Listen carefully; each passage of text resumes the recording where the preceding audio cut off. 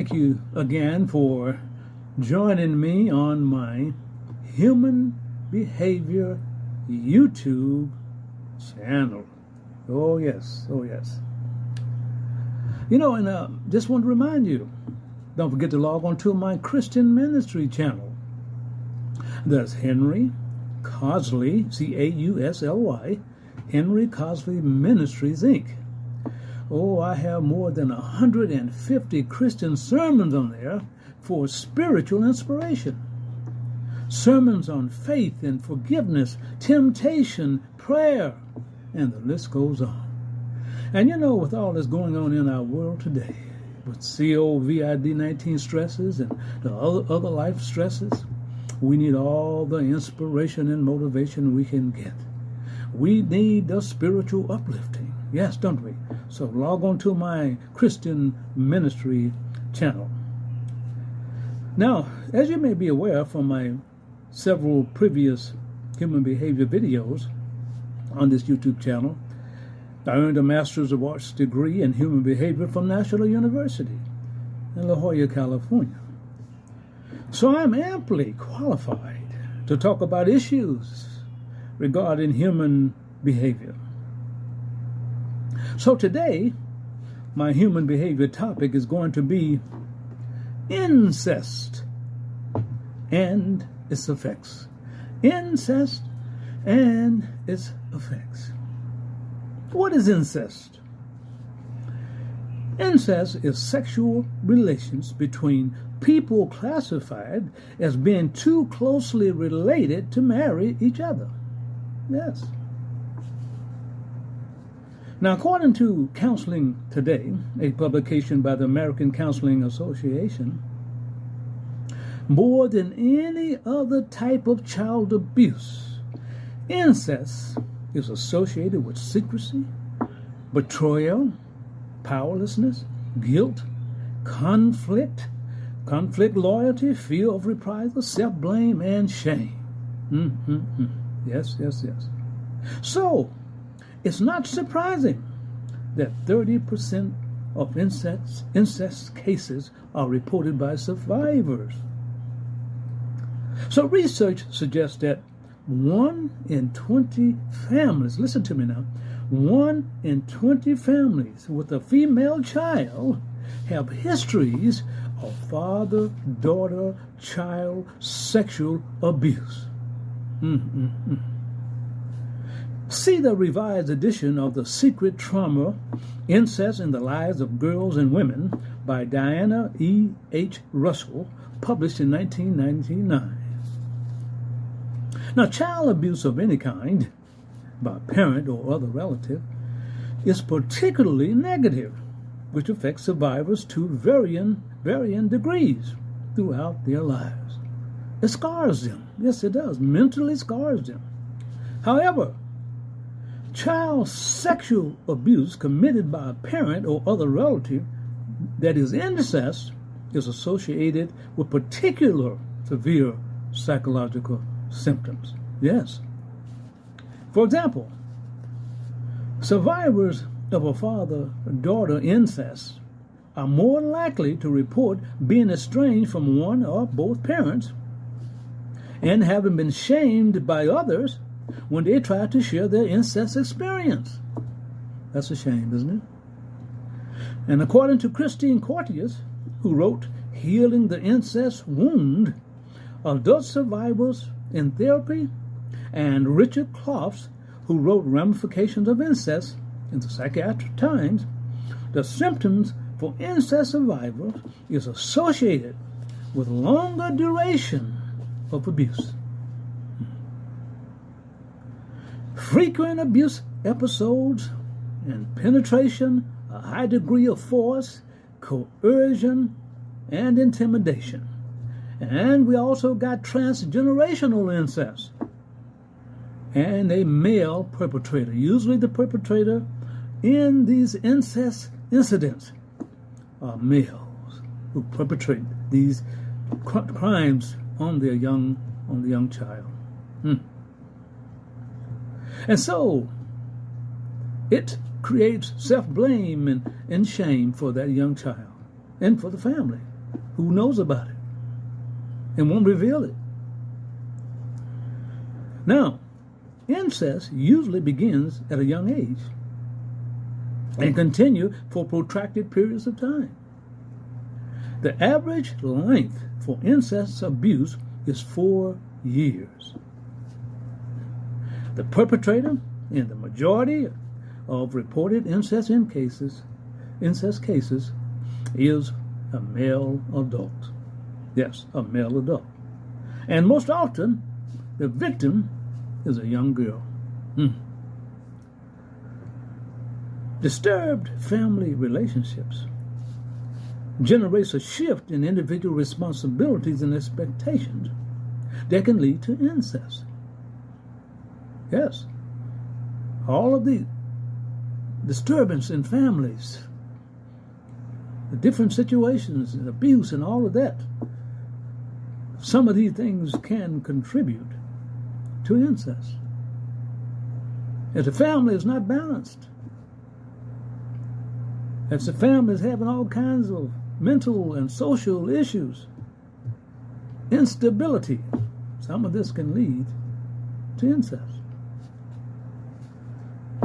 So you see, children need someone they can talk to and come to and confide in if they have problems in the home or wherever else. And if they don't have that, they're going to be afraid to come and talk to their parents. They're going to be afraid to report something that's happening to them. They probably say, wait, my parents are not going to believe me anyway.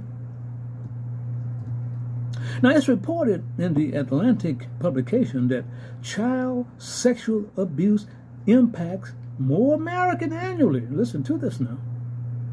Child sexual abuse impacts more Americans annually than cancer, AIDS, and gun violence. Wow. Incest was the first form of institutional abuse, and it remains by far the most widespread. There's a lot going on in these homes out here in America. Now, here are some statistics that are not published enough. 1 in 3 to 4 girls and 1 in 5 to 7 boys are sexually abused before they turn 18 years of age. That shouldn't be happening in this great country. Yes. And an overwhelming incident of these incest abuse happens within the family. Now, these statistics of sexually abused girls and boys are well known among the industry professionals. Incest. The word alone makes most people squirm, doesn't it? Yes. The question most people ask, how can an adult do that to a child? Yes. Oftentimes, the child keeps silent. Yes. While the offending adult who committed the incest is protected by the family.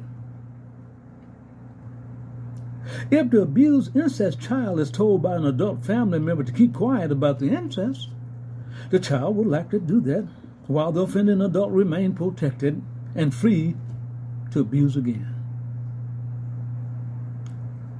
Many children of incest abuse are protecting the abusers not necessarily because they want to, no, but because the abuser and the adult family members who knows about it have told them to keep quiet.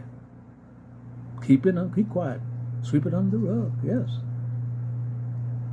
Because the adult family members don't want to face the guilt, shame, and disgrace that comes along with incest.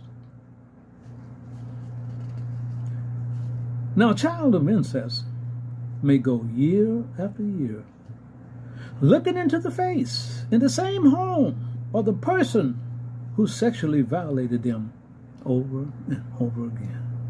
How sad for a child, huh? Yes. Now, given the prevalence of incest in many homes in America, we can just imagine the mental scars that will continue to affect the victims of incest for years to come. For years to come. And it's reported that 95% of teen prostitutes and 1/3 of female prisoners were abused as kids. Incest is the biggest commonality between drugs and alcohol addiction, mental illness, and teenage and adult prostitution. Incest abused children just don't disappear. They grow up one day to be adults. Yes. And they must deal with these mental scars from incest for the rest of their lives. Yes. So, if you know about incest in your home, or even in a family member's home, break the cycle. Break the cycle. Don't be an enabler to the person committing the incest by keeping quiet and sweeping it under the rug. Please don't do that. Realize that the person you are hurting the most by keeping quiet is a child, an innocent child. Ask yourself the question, would you want that to happen to you if you was a child? No. Protect the child.